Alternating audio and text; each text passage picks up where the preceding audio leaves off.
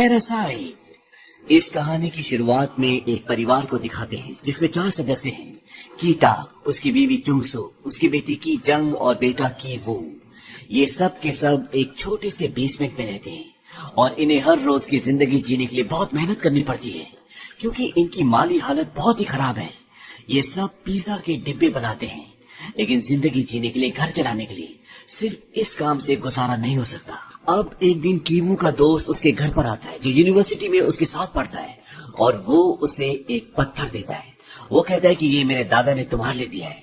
Korea में इस पत्थर को बहुत शुभ माना जाता है। जिसके पास भी ये पत्थर होता है उसके पास धन संपत्ति आती है। कीवू अपने दोस्त को बताता है कि उसके घर की फाइनेंशियल कंडीशन बहुत अच्छी नहीं है। उसका दोस्त बोलता है कि मैं बाहर पढ़ने जा रहा हूँ और जिस लड़की को मैं ट्यूशन पढ़ाता हूँ तुम उसे इंग्लिश की ट्यूशन पढ़ा देना। कीवू कहता है कि मैं कॉलेज नहीं जाता, वो मुझे काम क्यों देंगे। उसका दोस्त बोलता है कि मैं तुम्हारी सिफारिश कर दूंगा और तुम अपनी बहन से बोलना कि वो तुम्हारे लिए एक नकली डिग्री बना देगी। और उसकी बहन ऐसे ही करती है, वो उसके लिए एक बहुत ही बेहतरीन नकली डिग्री बना देती है क्योंकि उसकी जो बहन होती है वो बहुत ही आर्टिस्टिक होती है। और इसके बाद कि वो उस जगह पहुंच जाता है जहां पर उसे उस लड़की को ट्यूशन पढ़ाना है। ये एक बहुत ही आलीशान घर होता है और इस घर में जो फैमिली रहती है उसका नाम है पार्क फैमिली। इनकी फैमिली में 4 लोग होते हैं, मियाँ बीवी और इनके 2 बच्चे। इनका एक छोटा बेटा होता है और बड़ी बेटी जिसका नाम दा हाई होता है और इसी को कीवू को ट्यूशन पढ़ाना है। अब यहाँ इसी घर में एक लेडी भी काम करती है जिसका नाम होता है गुकमून और वो इस पूरे घर का ध्यान रखती है और यहाँ पर वो काफी समय से काम कर रही है। अब कीवू जब दहाई को एक ट्रायल क्लास देता है तो उसकी मॉम भी उस ट्रायल क्लास में उसके साथ बैठती है और उसे कीवू का काम बहुत पसंद आता है और वो कीवू को ये क्लास दे देती है। अब जब वो कीवू से बात करती है तो कीवू को ये पता चलता है कि जो उनका छोटा बेटा है जिसका नाम दसोंग है उसे पेंटिंग का बहुत शौक है और उन्होंने उसके लिए काफी सारे पेंटिंग टीचर्स को हायर भी किया था, लेकिन कोई भी 1 महीने से ज्यादा टिक नहीं पाया। तभी कीवू के दिमाग में एक आइडिया आता है। वो सोचता है क्यों ना अपनी बहन को उसका टीचर बना दिया जाए क्योंकि उसकी बहन के अंदर आर्टिस्टिक कला होती है। और वो दसोंग की मॉम को कहता है कि मेरी एक कजन है जिसके क्लासमेट है जो कि बहुत ही अच्छी आर्टिस्ट है और वो शिकागो से है, अगर आप चाहें तो मैं उससे बात कर सकता हूँ। दसोंग की मॉम इस बात के लिए राजी हो जाती है और वो अगले दिन अपनी बहन को जेसिका नाम की लड़की बनाकर उनसे मिलवाने के लिए ले जाता है। वो उसका असली नाम नहीं बता सकता क्योंकि अगर उसने उसका असली नाम बता दिया तो इन्हें पता चल जाएगा कि ये दोनों भाई बहन हैं। और अब की जंग जेसिका बन के उस घर में दसोंग की आर्ट टीचर बन जाती है। वो उन्हें बताती है कि मैं एक आर्ट थेरेपिस्ट भी हूँ और बड़ी चालाकी के साथ वो उन्हें पूरी तरह से इम्प्रेस कर लेती है। और इसके बाद ये दोनों भाई उसी घर में इन दोनों भाई बहनों के टीचर के रूप में काम करना शुरू कर देते हैं। आज यहाँ पे जेसिका की पहली क्लास होती है और अब यहाँ पे डोंग एक यानी कि इस घर के मालिक और दसोंग के पिता भी आ जाते हैं। वो अपने ड्राइवर को बोलते हैं कि तुम जेसिका को उसके घर छुड़ाओ और ड्राइवर उसे उसके घर छोड़ने के लिए निकल पड़ता है। वो जेसिका को बोलता है कि मैं तुम्हें तुम्हारे घर छोड़ देता हूँ, काफी लेट हो चुका है। लेकिन जेसिका यानी कि ई जंग बोलती है कि मुझे आप मेट्रो स्टेशन पर छोड़ दें और वो उसे मेट्रो स्टेशन पर छोड़ देता है। लेकिन जब जेसिका उसकी गाड़ी में पीछे बैठी होती है तो वो जानबूझकर अपनी पैंटीज उतारकर वही गाड़ी में छोड़कर चली जाती है और वो ऐसा इसलिए करती है ताकि उसके ओनर को शक हो कि मेरा ड्राइवर मेरी गाड़ी में कुकर्म करता है। और होता भी ऐसी है। उसके मालिक को जब वो पैंटीज मिलती है तो वो अपनी बीवी से डिस्कस करता है कि शायद हमारे बेटे की आर्ट टीचर जेसिका और ड्राइवर के बीच में कुछ चल रहा है। और जब उसकी बीवी जेसिका से उस रात के बारे में पूछती है जब उसका ड्राइवर उसे छोड़ने गया था तो जेसिका उसे बताती है कि उस रात को उसने मुझे घर छोड़ने के लिए ऑफर किया था, लेकिन मैं मेट्रो स्टेशन पर ही उतर गई थी। इस बात से चोयोन यानी कि घर की मालकिन काफी सेटिस्फाइड हो जाती है और वो जेसिका को जाने के लिए कहती है और इसके बाद वो अपने ड्राइवर को नौकरी से निकाल देते हैं। जेसिका ने ये पूरा षड्यंत्र इसलिए रचा था ताकि वो ड्राइवर को निकाल दे और वो अपने पिता को ये नौकरी दिलवा दे। और वो ऐसे ही करती है। वो उन्हें सजेस्ट करती है कि मेरे पिता के भाई का ड्राइवर था जिसका नाम किम था, वो बहुत पुराना और बहुत अच्छा ड्राइवर है। और इसके बाद वो अपने पिता को अपने पिता के भाई के ड्राइवर के रूप में इस फैमिली में इंट्रोड्यूस करवाती है और ये नौकरी उसके पिता को मिल जाती है। अब पिता बेटा बेटी ये तीनों के तीनों एक ही घर में नौकरी करते हैं, लेकिन बिल्कुल अनजान बन के। इस घर के मालिक को ये नहीं पता होता कि ये तीनों एक परिवार है। वहीं दूसरी तरफ ये दिखाया जाता है कि जब कीवू दहाई को ट्यूशन पढ़ाता है तो इन दोनों के बीच में नजदीकियां बढ़ना शुरू हो जाती है और इन दोनों को प्यार हो जाता है। अब की वू और की जंग किसी भी तरह से अपनी मॉम को इस घर में काम दिलवाना चाहते हैं, लेकिन उन्हें काम दिलवाने के लिए इन्हें इस घर में जो काम करती है, जो केयरटेकर है, उसे निकलवाना पड़ेगा। और उसे निकलवाना इतना आसान नहीं है, और इसीलिए ये एक प्लान बनाते हैं। दरअसल जो पीच होता है, जो आड़ू होता है, उसके चारों तरफ एक सफेद रंग की परत होती है, और उस परत को किसी के ऊपर डालने से उसे एलर्जी हो जाती है। और की वो आड़ू के उस व्हाइट कलर के पाउडर को उस वक्त उस लेडी के ऊपर डाल देता है जब वो कुत्तों के साथ खेल रही होती है, और जिसकी वजह से उसे एलर्जी हो जाती है और उसे हॉस्पिटल जाना पड़ता है। और जब वो हॉस्पिटल में होती है तो कीवू के पिता भी वहाँ पर होते हैं, और वो अपने साथ साथ उसकी फोटो भी खींच लेते हैं। और जब वो अपनी मालकिन के साथ उन्हें शॉपिंग करवाने के लिए ले जाते हैं तो वो उन्हें बताते हैं कि मैंने इसे एक हॉस्पिटल में देखा था, और मैं जब अपनी पत्नी के लिए सेल्फी ले रहा था तो ये भी फ्रेम में आ गई। हालांकि मैं उनकी बातें सुनना नहीं चाहता था, लेकिन वो इतनी जोर से बोल रही थी कि मुझे उनकी बातें सुनाई दे गई। दरअसल उन्हें टीवी है, लेकिन उसकी मालकिन उस पर विश्वास नहीं करती। और जब वो घर पहुंचने वाले होते हैं तो वो अपनी बेटी को एक मैसेज कर देता है कि हम 3 मिनट में आने वाले हैं। और इससे पहले कि वो घर पहुंचती, उसकी बेटी की जुंग दोबारा से आड़ू की परत का पाउडर उस लेडी के ऊपर डाल देती है, जिससे उसे एलर्जी हो जाती है और वो दोबारा खांसना शुरू कर देती है। और वो एक टिश्यू पेपर खांसते खांसते एक डस्टबिन में डाल देती है। और अब ड्राइवर उस डस्टबिन की तरफ जाता है जहाँ पर उसने टिश्यू पेपर फेंका होता है, और वो टिश्यू पेपर के ऊपर सॉस गिरा देता है, और उस टिश्यू पेपर को वो अपनी मालकिन को दिखाता है। उसे लगता है कि वो खून है, और मेरा ड्राइवर जो कह रहा था वो बात सच है, यानी कि इसे टीवी है। घर की मालकिन अपने ड्राइवर किम को बोलती है कि इस बात को अपने मालिक को कभी मत बताना। अगर उन्हें पता चलेगा कि मैं एक टीवी के मरीज से घर का खाना बनवा रही थी तो उन्हें बहुत गुस्सा आएगा। और इसके बाद वो उस औरत को नौकरी से निकाल देती है। और की टेक यानी कि किम जो इनके घर का ड्राइवर है, वो बड़ी चालाकी से अपनी पत्नी को इनके घर में एक कुक के तौर पे इंट्रोड्यूस करता है, और उसे नौकरी मिल जाती है। और अब ये पूरा परिवार एक परिवार के लिए काम करता है, और इस परिवार को ये नहीं पता कि ये जो हमारे लिए काम कर रहे हैं वो पूरा एक परिवार है, क्योंकि इन सब के नाम बदले हुए हैं। कुछ वक्त पहले जहाँ इन लोगों के पास एक भी काम नहीं था, ये पिज्जा के डिब्बे बनाते थे, अब ये एक शानदार आलीशान घर में काम करते हैं जहाँ पर इन्हें अच्छे पैसे, अच्छा खाना मिलता है। और जिस परिवार के लिए काम करते हैं ये परिवार भी बहुत अच्छा है। अब यहाँ पार्क परिवार के छोटे बेटे द सॉन्ग का बर्थडे होता है, और ये पूरा परिवार उसके बर्थडे के लिए कैंपिंग के लिए जाना चाहता है, और ये सब के सब कैंपिंग करने के लिए चले जाते हैं, और घर पर कोई नहीं होता। और इसीलिए की टेक, चुंगसू, की जंग, की वू, ये पूरा परिवार पार्क परिवार के घर में आलीशान पार्टी करता है। ये वहाँ पर खाते पीते मस्ती कर रहे होते हैं। तभी इनकी डोरबेल बजती है, और जब ये कैमरे से बाहर देखते हैं तो वहाँ पर वो औरत खड़ी होती है जो यहाँ पर पहले काम करती थी, जिसे इन्होंने टीवी के बहाने यहाँ से निकलवा दिया होता है। वो कहती है कि मेरा कुछ सामान यहाँ पर रह गया है, और वो सामान लेना चाहती है। अब चुंगसुक जो यहाँ पर उसकी जगह काम करती है वो उसे अंदर आने देती है, और वो नीचे बेसमेंट में चली जाती है, लेकिन बहुत देर तक वो ऊपर नहीं आती। और जब चुंगसुक नीचे जाकर देखती है तो वो एक सेल्फ को धक्का दे रही होती है जो उससे हिल नहीं रहा होता। दरअसल उसके नीचे एक प्लेट फंस गई होती है, और जब चुंगसुक उसे निकालती है तो वो सेल्फ पूरा का पूरा खिसक जाता है, और वहां से एक नया रास्ता निकलता है जो नीचे तहखाने की तरफ जा रहा होता है।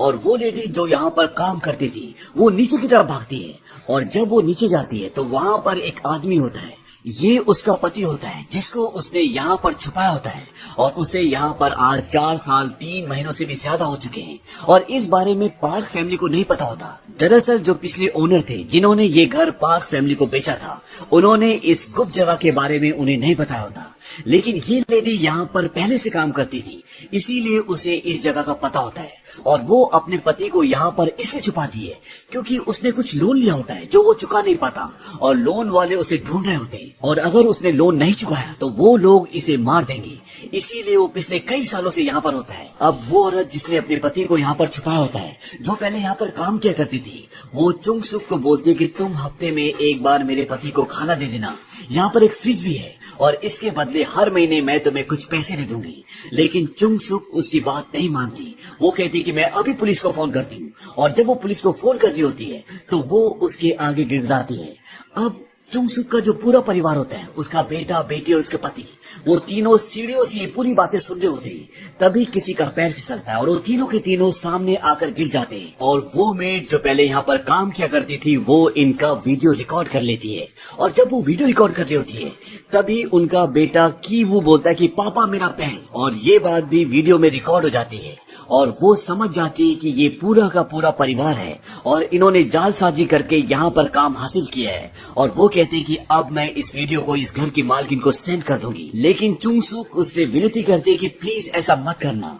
बाजी पूरी तरह से पलट जाती है। पहले जहाँ पर वो औरत विनती कर रही थी, अब चुंगसुक को उससे विनती करनी पड़ती है।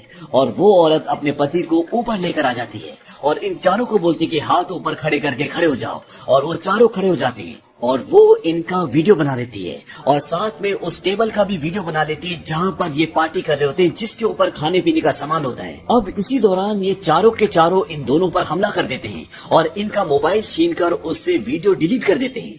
अब जब इनके बीच में आपस में गुत्थम गुत्थी चल रही होती है, तभी टेलीफोन की घंटी बजती है और चुंगसुक जब टेलीफोन उठाती है तो ये इस घर के मालकिन का फोन होता है। वो कहते हैं कि हमारी ट्रिप कैंसिल हो गई क्योंकि बारिश बहुत तेज थी और अगले 8 मिनट में हम घर पहुंचने वाले हैं। और वो उसे कुछ खाना बनाने के लिए कहती है और 8 मिनट में इन्हें पूरी सफाई करनी होगी। और जब वो फोन पे बातें कर रही होती है तो की टैग, की जंग और की वो ने उन दोनों का मुंह बंद कर रखा होता है। और इसके बाद ये उन दोनों को नीचे तहखाने में दोबारा बांध कर ऊपर आ जाते हैं और पूरे घर की सफाई करना शुरू कर देते हैं क्योंकि अगले 8 मिनट में ये पूरा परिवार वापस आने वाला है। और होता भी ऐसी है, अगले 8 मिनट में पूरा परिवार घर पर आ जाता है। लेकिन तब तक ये पूरा घर मैनेज कर देते हैं और इनके जो परिवार वाले होते हैं वो कहीं न कहीं छुप जाते हैं और पार्क परिवार को पता ही नहीं चलता कि उनके आने से पहले यहाँ पर बहुत कुछ हो चुका होता है। अब सभी खाना खाते हैं और खाने के दौरान इस घर की मालकिन चुंगसुक को बताती है कि एक बर्थडे के दिन जब रात को हम सब सो गए थे तो हमारा बेटा दसोंग केक खाने के लिए उठा और जब वो रात को केक खा रहा था तो उसने एक भूत को देखा। दरअसल वो भूत नहीं होता बल्कि वो पुरानी मेड का पति होता है जो बेसमेंट से ऊपर खाना खाने के लिए आया होता है और इन लोगों को लगता है कि वो कोई भूत था। अब यहाँ पर रात को बारिश भी होती है और दसोंग अपना टेंट लेकर बाहर चला जाता है। वो कहता है कि आज मैं यहीं पर सोऊंगा और वो पार्क में गार्डन में अपना टेंट लगाकर बैठा रहता है। इसी वजह से दसोंग के मम्मी और पापा को हॉल में सोना पड़ता है ताकि वो वहाँ से उसे रात भर देखते रहें। और जब वो रात को उस सोफे के ऊपर लेटकर बातें कर रहे होते हैं तो की टेक, की जंग और की वो उसी सोफे के नीचे छुपे हुए होते हैं। डोंग एक अपनी पति चोई यन से बोलता है कि हमारा जो ड्राइवर है उसके शरीर से एक अजीब सी बदबू आती है जिसे बर्दाश्त करना बहुत मुश्किल होता है। और वो सच कह रहा होता है। दरअसल जिस घर में, जिस बेसमेंट में ये रहते हैं वहाँ बहुत गंदगी होती है क्योंकि वहाँ सीलन होती है और वहाँ पर लोग आसपास टॉयलेट करते हैं, जिसकी वजह से इनके पूरे परिवार के कपड़ों से, बदन से एक अजीब सी महक आती है। और जब वो अपनी पत्नी को ये बातें बता रहे होते हैं तो उनका पूरा परिवार इस बात को सुन रहा होता है और उन्हें इस बात का बुरा भी लगता है। दरअसल पहले भी दसोंग ने एक बार ये बोला होता है कि जैसी महक मेरे टीचर की बदन से आती है वैसी हमारे ड्राइवर और हमारी मेड के बदन से भी आती है। और इसके बाद ये सब अपना अपना डिओ, साबुन सब बदल देते हैं ताकि इनके शरीर से ऐसी बदबू ना आए। लेकिन वो बदबू इनके शरीर की नहीं बल्कि उस वातावरण की होती है, उस घर की होती है जहाँ पर ये रहते हैं। अब रात को जब इस घर के मालिक और मालकिन सो जाते हैं तो ये तीनों की तीनों वहाँ से निकल जाते हैं और अपने घर, अपने बेसमेंट में पहुँचते हैं। आज रात बहुत तेज बारिश हो रही होती है और जब भी वहाँ पर पहुँचते हैं तो देखते हैं कि इनका पूरा बेसमेंट पानी से भर चुका होता है क्योंकि घर की खिड़की खुली रह गई थी और अब ये वहाँ नहीं रह सकती। और ये सब के सब एक जगह जाते हैं जहाँ पर और भी कई सारे लोग होते हैं और ये पूरी रात वहीं गुजारते हैं। अगली सुबह की जंग को दसोंग की मॉम चोई योन का कॉल आता है। वो कहते हैं कि आज दिन में हमारे बेटे की बर्थडे पार्टी है और अगर आप उसमें आएंगी तो हमारे बेटे को बहुत खुशी होगी क्योंकि आप उसकी टीचर हैं। और साथ ही साथ वो अपनी बेटी की टीचर की वो को भी बुला लेती है। इसके बाद वो एक सुपर बाजार में अपने ड्राइवर के साथ शॉपिंग करने के लिए जाती है क्योंकि उसे पार्टी की तैयारी करनी है। और जब वो वापस आ रही होती है और उसका ड्राइवर गाड़ी चला रहा होता है तो उसके शरीर से बहुत बुरी महक आ रही होती है और वो अपना नाक बंद कर लेती है। इस बात से उसके ड्राइवर केविन को बहुत बुरा भी लगता है क्योंकि वो नहीं चाहता कि लोग उसके साथ इस तरह से रिएक्ट करें क्योंकि इसमें उसकी कोई गलती नहीं होती। हालांकि उसकी मालकिन भी बहुत अच्छी इंसान होती है, वो ऐसा नहीं करना चाहती लेकिन उसे करना पड़ता है। और अब पार्टी शुरू हो जाती है। पार्टी के दौरान की वो जब अपने स्टूडेंट दहाई के साथ ऊपर होता है, जो एक दूसरे को प्यार करते हैं, तो वो उससे बोलता है, क्या तुम्हें लगता है कि हम इनमें से एक हैं? वो हाँ में सिर हिलाती है, लेकिन वो जानता है कि हम इनमें से एक नहीं हैं। और बेसमेंट में जो लोग हैं, अगर वो ऊपर आ गए तो इनकी पोल खुल जाएगी और इसके बाद इन सबको नौकरी से निकाल दिया जाएगा और इनके परिवार की वही हालत हो जाएगी जो पहले थी। इसके बाद वो कुछ सोचता है और अपने बैग से वो पत्थर निकालता है जो उसके दोस्त ने उसे अब्रॉड जाने से पहले दिया था, जो मान्यताओं के हिसाब से एक शुभ पत्थर होता है। और वो उस पत्थर को लेके नीचे बेसमेंट में तहखाने में जाता है, जहाँ पर वो पुरानी मेड और उसका पति होता है। लेकिन पुरानी मेड एक रात पहले ही मर चुकी होती है, क्योंकि एक रात पहले जब इस घर के मालिक और मालकिन आए होते हैं और ये पुरानी मेड को नीचे ले जा रहे होते हैं, तो किसी तरह से उनसे छूटकर भाग जाती है। और जब वो सीढ़ियों से ऊपर भागकर अपने मालिक तक पहुंचना चाहती थी, तो चुंगसुक उसे एक लात मारती है, जो अब उसकी जगह इस घर में काम करती है, और वो सीढ़ियों से लुढ़कती हुई नीचे गिरती है और इस वजह से उसकी एक रात पहले ही जान चली जाती है। हालांकि ये बात इस परिवार को नहीं पता होती, क्योंकि वो इन दोनों को छोड़कर यहाँ से निकल चुके होते हैं। अब जबकि वो नीचे बेसमेंट में पहुंचता है और पत्थर उसके हाथ में होता है, तो पत्थर उसके हाथ से छूट जाता है, लेकिन वो चुपके से नीचे जाता है और पत्थर उठा लेता है। अब वो किसी भी तरह से इन दोनों को मारना चाहता है, क्योंकि अगर वो इन दोनों को मार देगा तो इनका राज हमेशा के लिए राज ही रहेगा और वो अपने परिवार को बचाने के लिए कुछ भी कर सकता है।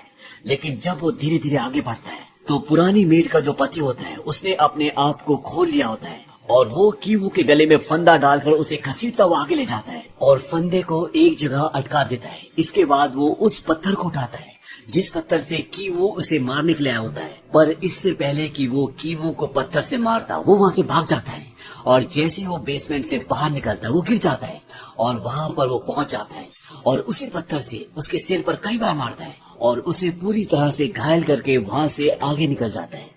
अब वो वहाँ पहुँच जाता है जहाँ पर पार्टी चल रही होती है और वो देखता है कि की जंग केक लेकर दसों की ओर बढ़ रही होती है और वो की जंग को पहचान लेता है और वो चाकू से उसके सीने पर हमला करता है, जिससे वो बुरी तरह से जख्मी हो जाती है। की जंग के पिता उसके घाव को दबाते हैं ताकि खून रुकना बंद हो जाए, लेकिन घाव बहुत गहरा होता है, इसीलिए उसे बहुत दर्द हो रहा होता है। अब जब की जंग की माँ देखती है कि उसकी बेटी को इस आदमी ने जख्मी कर दिया है, तो वो उसकी तरफ भागती है और इन दोनों के बीच में लड़ाई होती है और इस लड़ाई में चुंगसुक ग्यून को, यानी कि उस आदमी को जिसने उसकी बेटी को जख्मी किया होता है, उसे मार देती है। अब यहाँ पर जो मिस्टर पार्क होते हैं, यानी कि जो इस घर के मालिक होते हैं, वो गाड़ी की चाबी उठाना चाहते हैं और चाबी ग्यून के नीचे दबी होती है, जो अब मर चुका है। और जब वो चाबी उठाते हैं तो उसके शरीर से बहुत बदबू आती है और मिस्टर पार्क अपना नाक बंद कर लेते हैं। और जब कीटी, जो कि उनका ड्राइवर है, उन्हें अपना नाक बंद करते हुए देखता है, तो उसके चेहरे के भाव बदलना शुरू हो जाते हैं। पहले जहाँ वो उन्हें हैरानी से देख रहा होता है, अब उसके चेहरे पे गुस्सा आ जाता है और वो उठता है और चाकू उठाकर उन्हें मार देता है। कीटी ऐसा इसलिए करता है क्योंकि वो उससे चाबी मांग रहे होते हैं ताकि गाड़ी से वो अपने बेटे दसोंग को हॉस्पिटल ले जा सके, जो कि मात्र बेहोश हुआ होता है। और वहीं पे कीटी की बेटी मर रही होती है, जिसके बारे में वो जरा सा भी नहीं सोच रहे होते और वहाँ से भाग जाता है। इसके बाद कीटी का कुछ पता नहीं चलता। इस पूरी घटना में की जो कीटी की बेटी होती है, वो मर चुकी होती है, लेकिन उसका बेटा बच जाता है और उसके सिर पर गहरी चोट आई होती है, जिसकी वजह से उसका दिमागी संतुलन थोड़ा सा हिल जाता है। इसके बाद इन दोनों माँ बेटों पर कोर्ट केस भी चलाता है, धोखे और जालसाजी का, लेकिन कोर्ट इन्हें कुछ हिदायतें देकर छोड़ देता है। वहीं जिस घर में ये पूरा हादसा हुआ होता है, उस घर को बेच दिया जाता है और इस घर को अब एक जर्मन फैमिली खरीद लेती है।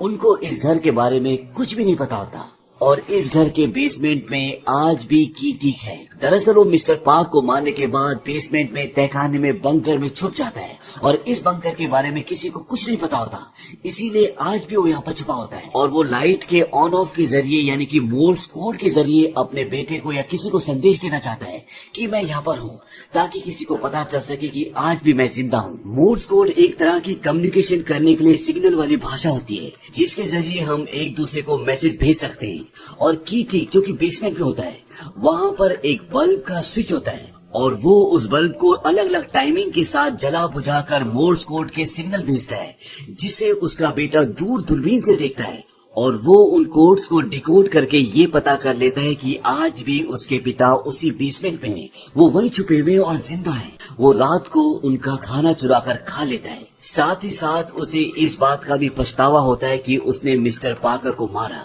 वो उनकी फोटो के आगे उनसे माफी मांगता है। इसके बाद कीटी के बेटे की वू की आवाज आती है। वो बोलता है कि मैं एक दिन बहुत सारे पैसे कमाऊंगा और उस दिन मैं इस घर को खरीद लूंगा और फिर तुम सीढ़ियों से चलकर ऊपर आना। हम वहाँ पर तुम्हारा इंतजार करेंगे। लेकिन दरअसल ये सिर्फ की वू की एक सोच होती है। असल में ऐसा कुछ भी नहीं किया होता। की वू और उसकी माँ आज भी उसी बेसमेंट में रहते हैं जहाँ पर वो पहले रहा करते थे। और इसी के साथ ये फिल्म, ये कहानी यहीं पर खत्म हो जाती है।